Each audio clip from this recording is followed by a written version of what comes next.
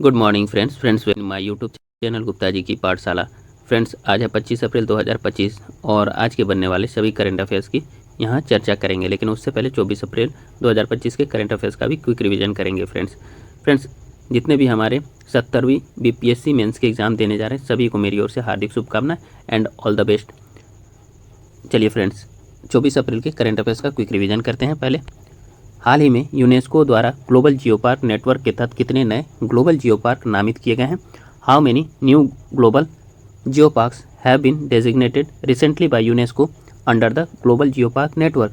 इसका आंसर हो जाएगा फ्रेंड्स 16 यानी कि 16। अगला क्वेश्चन है, राष्ट्रीय पंचायती राज दिवस पर पीएम मोदी जी ने किस राज्य से देश भर की ग्राम सभाओं को संबोधित किया?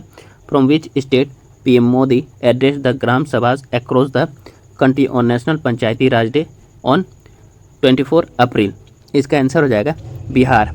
अगला क्वेश्चन देखते हैं फ्रेंड्स, हाल ही में किस राज्य के राज्यपाल ने यश राज भारती सम्मान पुरस्कार 2025 प्रदान किया? Recently the governor of which state presented the Yashraj Bharati Samman award 2025? इसका आंसर हो जाएगा महाराष्ट्र। चलिए फ्रेंड नेक्स्ट क्वेश्चन देखते हैं। नेक्स्ट क्वेश्चन है, हाल ही में आईपीएल इतिहास में सबसे ज़्यादा 50+ रन का रिकॉर्ड किसने बनाया है? Who recently made the record for most 50+ runs in IPL history? इसका आंसर हो जाएगा फ्रेंड्स विराट कोहली। विराट कोहली ने 67 जो है 50+ रन का रिकॉर्ड बनाया है अभी तक। उन्होंने डेविड वार्नर का रिकॉर्ड तोड़ा है। ठीक है, चलिए अगला क्वेश्चन है, केंद्र सरकार ने 4 राज्यों में 14,096 करोड़ की लागत वाली कितनी मेगा इंफ्रा परियोजनाओं को फास्टैग किया? The central government fast tracked how many mega infra projects worth ₹14,096 crore in 4 state? इसका आंसर हो जाएगा 17 यानी कि 17।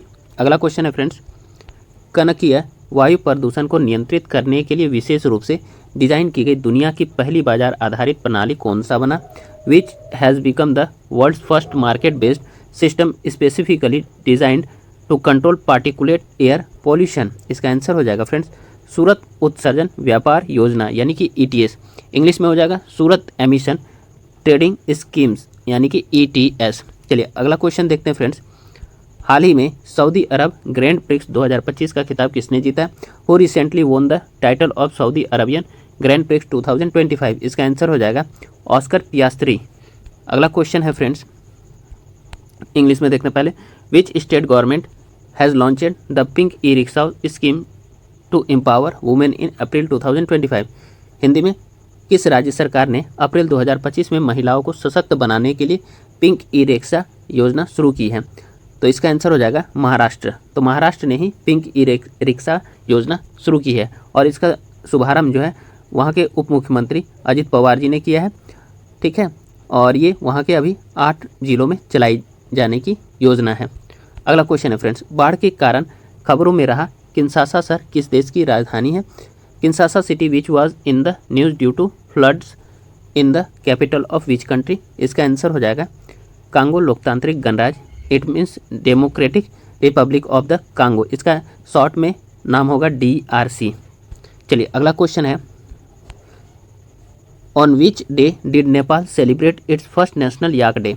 नेपाल ने अपना पहला राष्ट्रीय याक दिवस किस दिन मनाया है? इसका आंसर हो जाएगा 20 अप्रैल यानी कि 20 अप्रैल।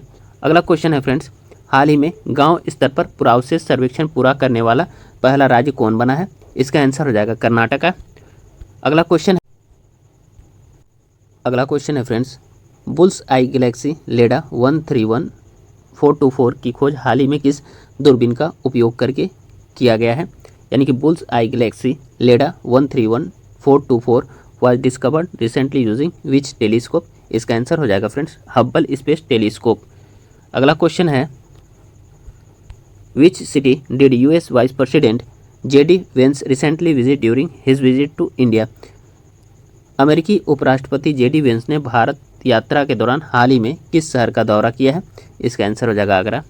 अगला क्वेश्चन है friends, which organisation took the responsibility of the recent terrorist attack in Pahalgam Jammu Kashmir?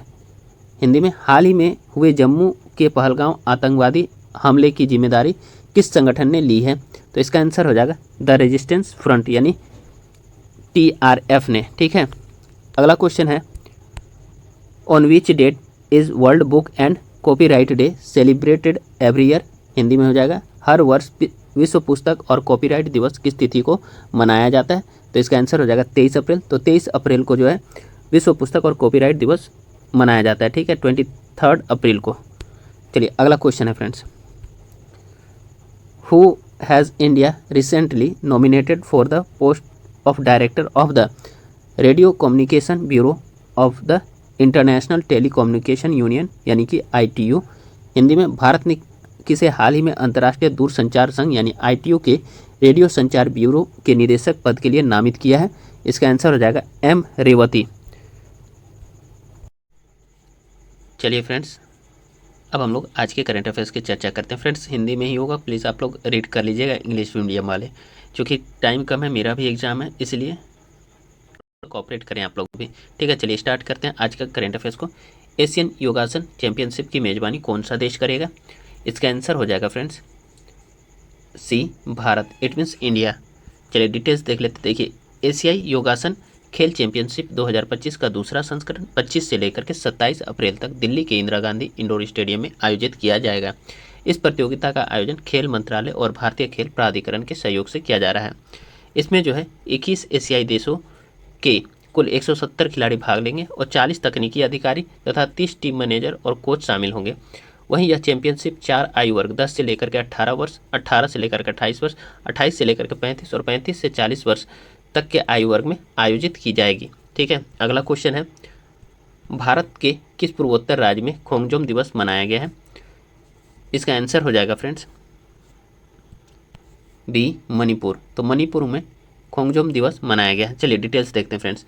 देखिए, मणिपुर सरकार द्वारा थोबल जिले में स्थित खोंगजोम वार मेमोरियल कॉम्प्लेक्स में खोंगजोम दिवस मनाया गया है। खोंगजोम दिवस जो है भारत के मणिपुर राज्य में मनाया जाता है। यह 1891 ईस्वी के एंग्लो मणिपुरी युद्ध में मणिपुरी योद्धाओं के बलिदान और साहस की याद में मनाया जाता है। हालांकि एंग्लो मणिपुर युद्ध 1891 में ब्रिटिश सरकार और मणिपुर राज्य के बीच लड़ा गया था, जिससे ब्रिटिश साम्राज्य की जीत हुई थी, और जिसके बाद जो है 22 सितंबर 1891 ईस्वी को मिडिंगंगू चोरचंद को ताज पहनाया गया।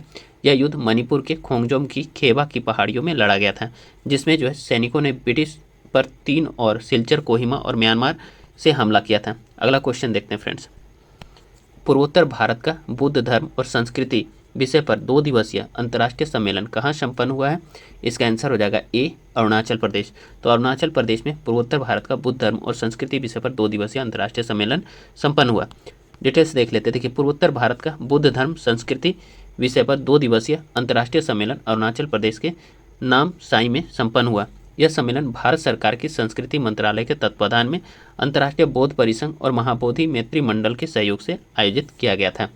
अगला क्वेश्चन देखते हैं फ्रेंड्स, विश्व टीकाकरण सप्ताह प्रतिवर्ष कब मनाया जाता है। इसका आंसर हो जाएगा D 24 से लेकर के 30 अप्रैल तक, 24 अप्रैल टू 30 अप्रैल तक मनाया जाता है। चलिए डिटेल्स देख लेते हैं फ्रेंड्स।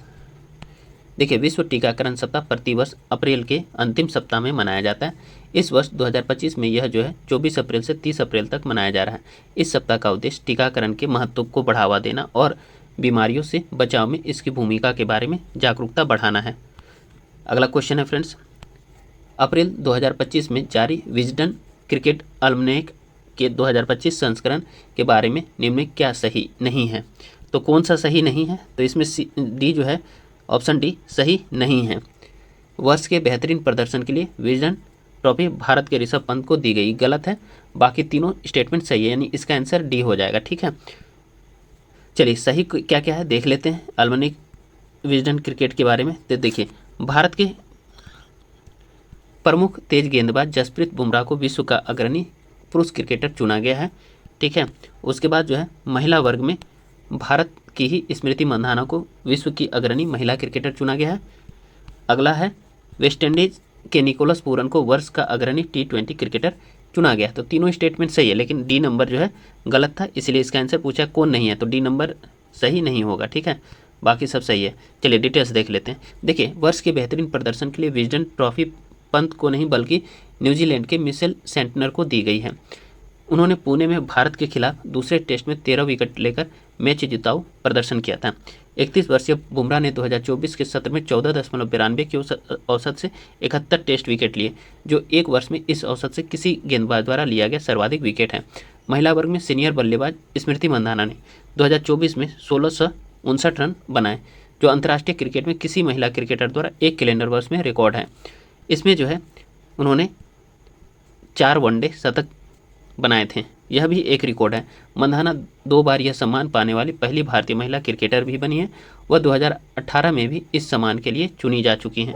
इंपॉर्टेंट है काफ़ी फ्रेंड्स, ध्यान रखिएगा इसको।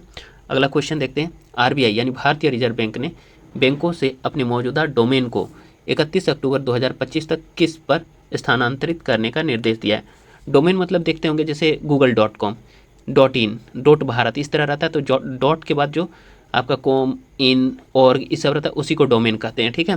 तो चलिए इसका आंसर हो जाएगा कि आरबीआई ने बैंकों से अपने मौजूदा डोमेन को 31 अक्टूबर 2025 तक किस पर स्थानांतरित करने का निर्देश दिया है, क्वेश्चन था।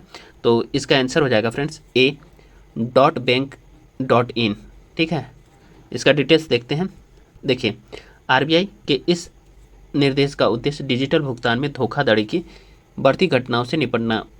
उसके अनुसार अब बैंकिंग प्रौद्योगिकी में विकास एवं अनुसंधान संस्थान यानी IDRBT के जरिए बैंकों के लिए .bank.in डोमेन को चालू करने का निर्णय लिया गया है। आईटी मंत्रालय के अंतर्गत आने वाले भारतीय राष्ट्रीय इंटरनेट एक्सचेंज को इस डोमेन के लिए विशिष्ट रजिस्ट्रार के रूप में काम करने के लिए अधिकृत किया गया है। अगला क्वेश्चन देखते हैं फ्रेंड्स। किस संगठन ने अप्रैल 2025 में अपनी विश्व आर्थिक आउटलुक यानी WEO नीतिगत बदलाव के बीच एक महत्वपूर्ण मोड़ रिपोर्ट जारी की है? तो इसका आंसर हो जाएगा फ्रेंड्स IMF होगा। बी नंबर हो जाएगा अंतर्राष्ट्रीय मुद्रा कोष यानी कि IMF, international monetary fund. Details देखते हैं फ्रेंड्स। देखिए, अंतर्राष्ट्रीय मुद्रा कोष यानी IMF ने हाल ही में अपनी विश्व आर्थिक परिदृश्य WEO नीतिगत बदलाव के बीच एक महत्वपूर्ण मोड़ रिपोर्ट जारी की।